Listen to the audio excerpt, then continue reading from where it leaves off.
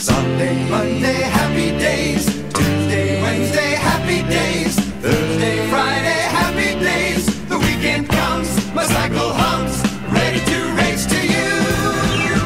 These days are ours, happy and free. These days are ours, share them with me. Goodbye gray sky, hello blue. There's nothing can hold me when I hold you. Feels so right, it can't be wrong. Rocking and rolling all week long.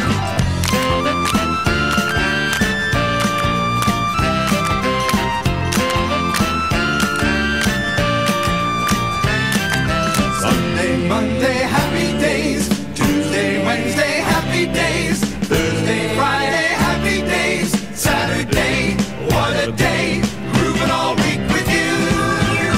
These days are ours. Share them with me. These days are ours. Happy and free. These happy days are yours and mine. These happy days are yours and mine. Happy days.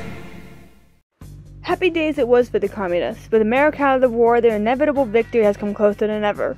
But now we are still in the 1970s, but this time without the presence of America to help guide us all through. On January 27th, Nixon signed the Paris Peace Accords, ending the United States' direct involvement in Vietnam for good.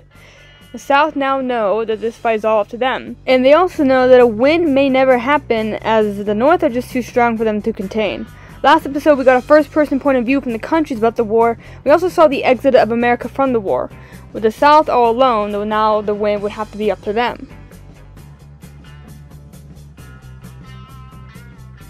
With America now gone, the Soviet Union is the sole superpower in the war. They had the weapons, they had the military, and they had the size. Countries like South Vietnam and South Korea no longer have the support of America to help them overtake North and the Soviets. The Ho Chi Minh Trail was a huge backbreaker for the South, as the North was easily able to enter the South through that trail. Not to mention the North had the advantage of the Soviet weapons to help them along as well. The next 2 years of 1974 and 1975 was very hard for the South because they kept succumbing to the North's power. The Soviet Union moved troops through the South with ease, and the South just could not keep up with that. Now, they were not alone. They did have allies like South Korea and Thailand, but Soviets also had China. Remember China? Yeah, they communists too. Anyway, the North Vietnam and had help from North Korea and Soviet Union in China. China wasn't technically a superpower at the time, I believe, but China was still a big, powerful country. China's Tinder bio, big, powerful. And the South has South Korea, Thailand, Australia, and the Philippines. So really, like 4 really big countries against 4 relatively small countries. Seems fair. So with the Soviet Union's victory now seemingly inevitable, the South's effort to run in and win the war would need to be perfect. No mistakes, because this is a war that would also be inevitable for them to lose. They needed to decide if fighting was worth it or if all hope was lost, and surrender.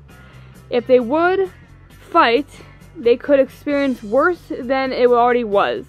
And if they surrendered to communism, well, communism would reign supreme. The domino effect was still feared to happen if the Soviet Union wins. A communist takeover of the world would be a terrifying thing, not just for South Vietnam, but the world in general. The North took aim at the city of Saigon because if they could take the city, the South would have to surrender.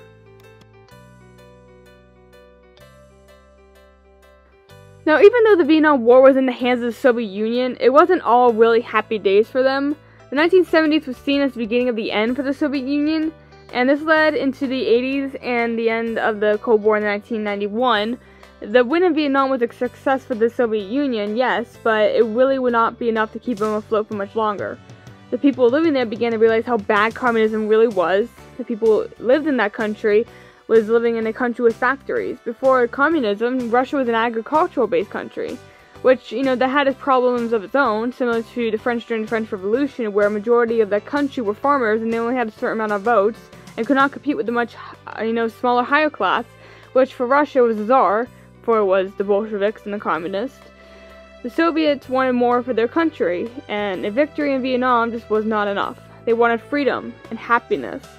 The victory in Vietnam was more efficient for Vietnam, because that war was for Vietnam to reunite under the North Communist government, not for the Soviet Union to run in and take over.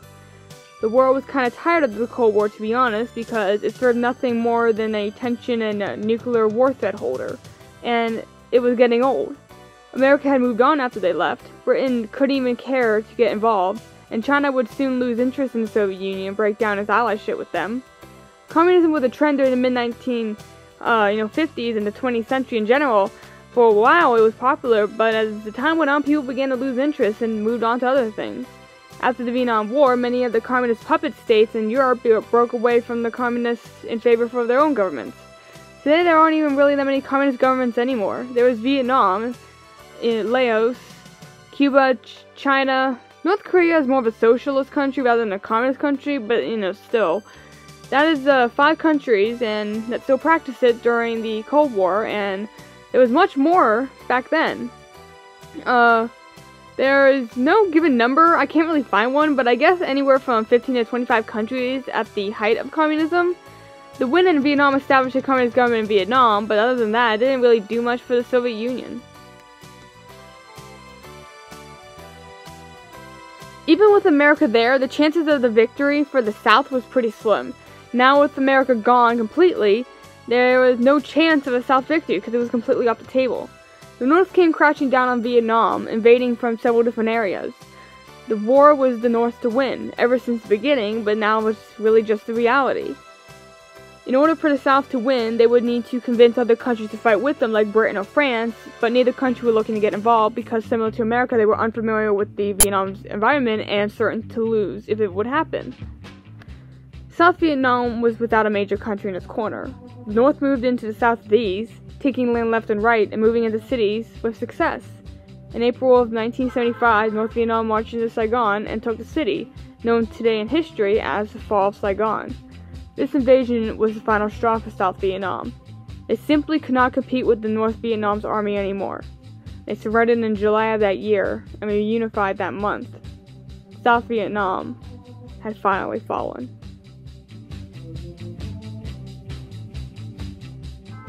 Vietnam was a hard war to lose. Millions of people died from that war. Vietnam was just now Vietnam. It had a communist government, which they still have today.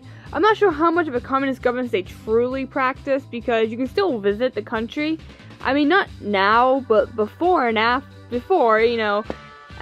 the whole COVID pandemic, you really can't.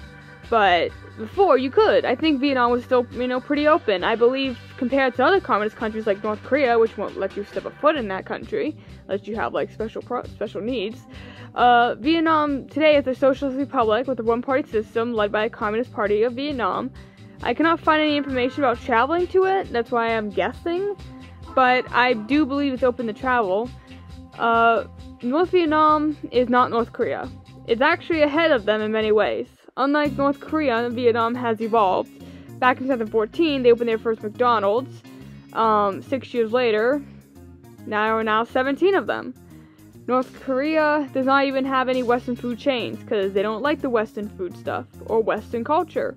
Vietnam has Coca-Cola, which North Korea does not. They are both communist countries, but it seems that Vietnam is more open to Western pop culture, which, unlike communist countries of the past, were usually not. I believe the Vietnam War, even though it was far more deadlier, was probably the best case scenario for Vietnam. Though America was on the south side, the North proved to be stronger and better for this country in general.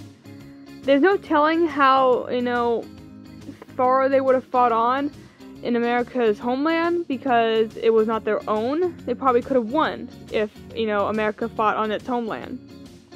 Vietnam really does not bother too many countries today. They kind of just hang out down there.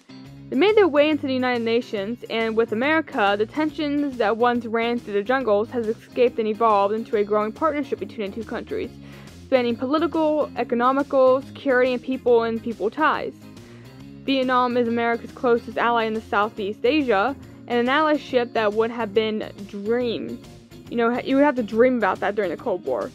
Similar with Germany, America was able to build a strong friendship with Vietnam, a country that had caused tension throughout the world. After fighting a long, hard war for around 20 years, Vietnam won and ended it. A win for Vietnam, a win for the Soviet Union, a win for communism. The Vietnam War ended in the mid-1970s, a time that the Cold War began to thaw out. Relationships began to improve past this point, such as Germany, Soviet Union, all of Eastern Europe, and China, of course. Can't forget China. It was like the world and the countries and the world was tired of communism and the tensions between America and the Soviet Union. This world still has problems during this time. There was still tension, but there was also healing. The war brought happy days to North Vietnam, and in the future, happy days to Vietnam in general. The little country of North Vietnam won its war, the war that would determine its future. The little country of North Vietnam won the Vietnam War.